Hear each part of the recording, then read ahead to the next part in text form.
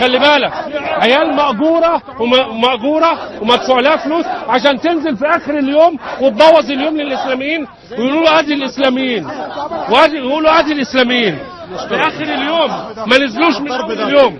والضرب ده منكم. صور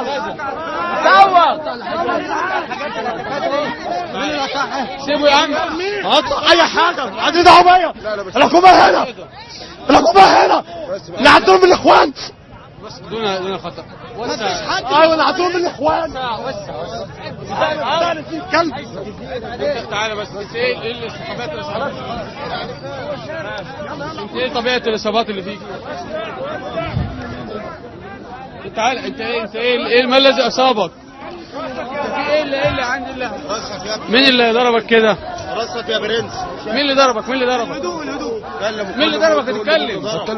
في ناس ورايا. انت ايه اللي اوجدك في ميدان التحرير؟ من الذي اصابك؟ الشيوخ. مين هو؟ يعني انت عرفت كيف عرفت ان هم شيوخ؟ هم في غيرهم، هم كانوا فين على الناحيه دي، من الناحيه دي كلهم صف واحد. وانت ايه سبب تواجدك في ميدان التحرير؟ جيت ليه؟ انا جاي عشان مطالب وحق الشهداء. ايه مطالبك؟ ما هي مطالبك؟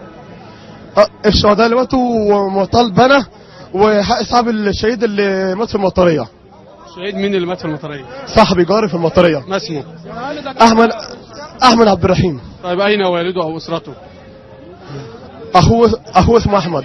لا يعني اين اخوه؟ يعني لو هو حقه اشقائه يعني كان هم المفروض يحضروا مع حضرتك. طيب انت حضرتك انت ما هي يعني انت لماذا حضرت؟ يعني متى حضرت لميدان التحرير؟ زي ما هم جايين انا جاي زيهم. انا جاي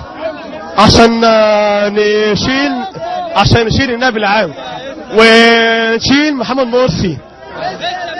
عشان محمد مرسي هو اللي خارب البلد، عايز ما جابش حق الشهداء خلاص.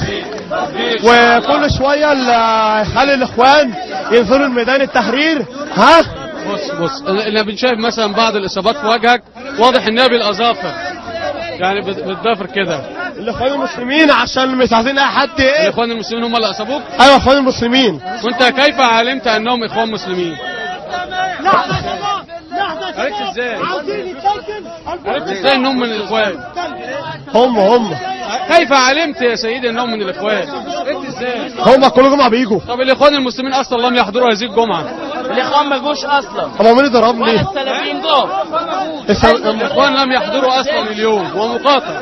لا الاخوان هم اللي ضربوني. سيدي الاخوان لم ينزلوا اصلا. الاخوان لم ينزلوا. طيب بنشكرك.